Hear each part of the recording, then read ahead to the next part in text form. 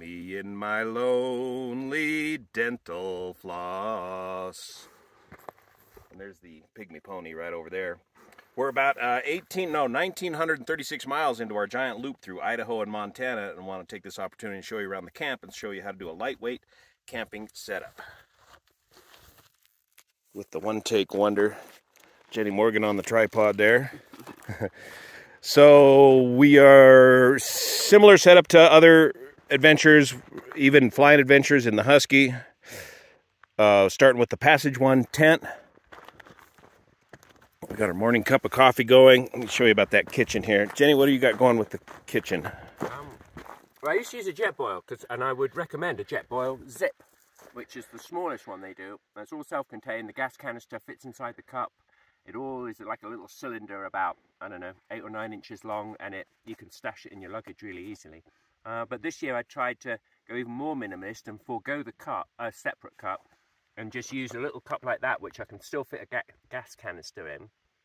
And then I got the little MSR, I forgot the name of it, it's a small MSR gas. Yeah, little MSR. The cooker fits in something that size. So basically, when it's all closed down, my kitchen, ignore that, my kitchen, and this cup fits the Jetboil lid. So that is basically my camp kitchen. And we do that for coffee in the morning. Yeah, you could heat soup in it, you could fry an egg in that cup. You could basically use it like a Jetboil, it's just separate rather than all in one. And normally we get the small fuel canister, but that's all they had in town was the big one. We only had that one in the local store. We ran out the small cans, so got a slightly bigger one. And what tent are you running here? That is a Big Agnes Seed House 2. It's the one I've used. It's a new one. I think it's last year's model, 21. It's got a few updates, but I had the original one back in 2008, 2009, and it was brilliant, and it lasted me, well, until last year. So how many years is that? 11 years I'd used it. I don't camp all that often. It probably wouldn't last 10 years of you know, dozens of days a year, but I only probably use it a couple of dozen times a year. So here, hang on to this camp. We're going to talk a little bit about and film it out here. Okay. A couple things about camping in Montana here. On this particular trip, we found that there are virtually no accommodations anywhere. There's no room at the inn. If you find room at the inn here in Montana, since COVID-19 and everything else, the prices have just skyrocketed. Jenny, you checked on the Motel 6 back there at Butte. $250 for a Motel 6. For a Motel 6 that was less than $60 before COVID-19. So the inflationary prices here in Montana are just insane. Yeah, and like fancy bed and breakfasts are all $250, $300 a night as well. Oh It's my gosh. It's not a cheap place to come and stay if you're used to, you know, highways, roadside motel prices. There's nothing like that up here. Yeah, and it's getting very crowded and busy. So that leads us back to the hobo lifestyle. Where we are. Where we camp. This is our $250 a night view. With a 1,000,000-star rating. There's twin, what was that? Twin bridges down there. Yeah. And we've picked this ridge overlooking town so we can keep an eye on them banks we want to rob tomorrow, but stay out of the grizzly country. Yeah. We're down here in the we came down out of the forest last night, out of the woods and stuff off the mountain, and saw this plane, and the sun was going down, and we just think, and that's the beauty. I mean, I like to stay in motels. We're both a bit older now. We like a comfy bed and a shower every so often, but at the same time, I'd always say, take a small, lightweight camp with you, because when you find a spot like this, you think, this would be better than any hotel. Yeah. So that's why we always have a small camp with us, not just for emergencies, but for those times where you think, you know what, this is where we want to sleep, and this is what we want to see in the morning. Which has been about 70% of the time on this trip. I think we've only got accommodation. 2 nights in a motel. 2 nights out of, well, going on 10 or 12 now. Yeah. 10 or 12 days or nights. So let's see. I got the Passage 1, the Big Agnes Sidewinder, sleeping bag, the Q-Cord Deluxe insulated mattress. These bellows to inflate the mattress really work well. Inflatable pillow, and my jacket roll up for additional pillow, and some nice, always have some nice dry clean clothing for bedding down for the night, so you're not stinking in or sleeping in your stinking sweaty old clothes. Cup of coffee in the morning. I'll show you my tent. It's a simple setup. All right. pair of flip-flops, and for me, a lifesaver, the Big Agnes little stool chair. And all that, of course. You've got old bones. You've Oh, got old bones. I want one of those. I've got old bones as well. Yeah, that's the one thing that I got that Jenny doesn't have. Yeah, but I've got a rock. You see, this is the cow poo kitchen. I've got a rock to sit on. I can brew up like a little gnome. Just, holding the fishing. You're the one holding the fishing rod, and I'm the little gnome with the saucepan. That's right. Oh, speaking of fishing rod, we even got that. There's a couple of good things over here that are worth showing. Okay, hang on. The Stowaway 6 fly rod there. Keep my clean clothes in that bag there, and everything else fits in the giant loop coyote bag, which rolls up waterproof. Recharge the electronics on the bike right there. The Ogio flight vest has water, everything I need to change a flat tire, including a spare inner tube and the spoons to do that. My fishing gear, first aid kit, miscellaneous stuff, including my lonely dental floss.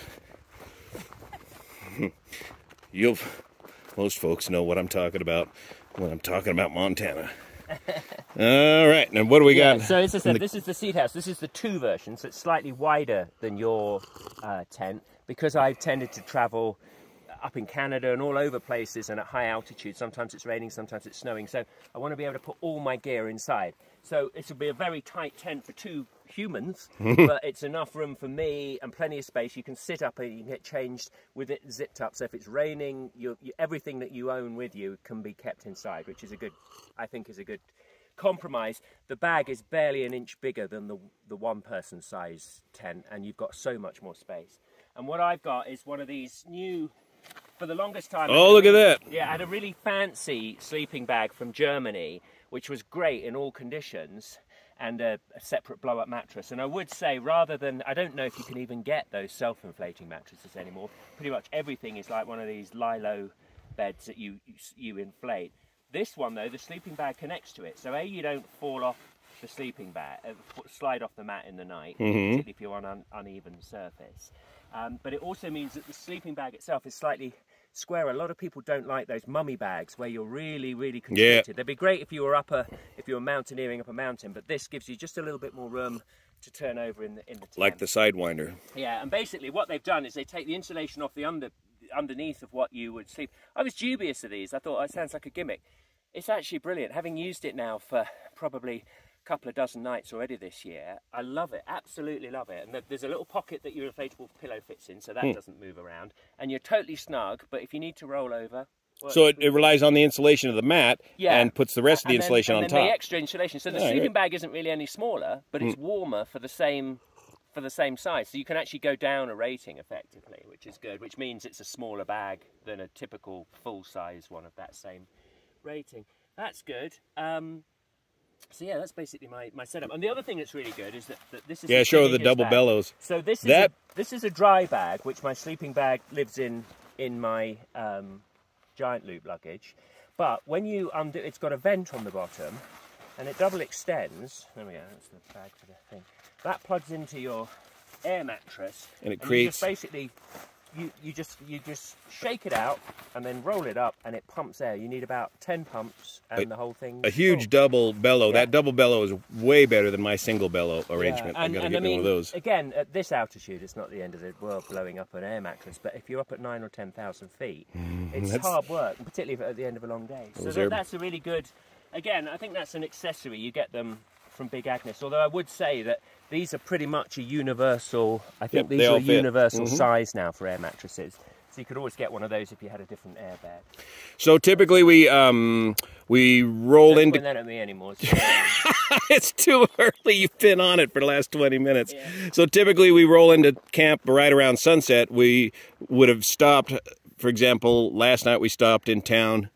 I don't know, 40, 50 miles over there. Got a sandwich and a beer. That's a good point to make.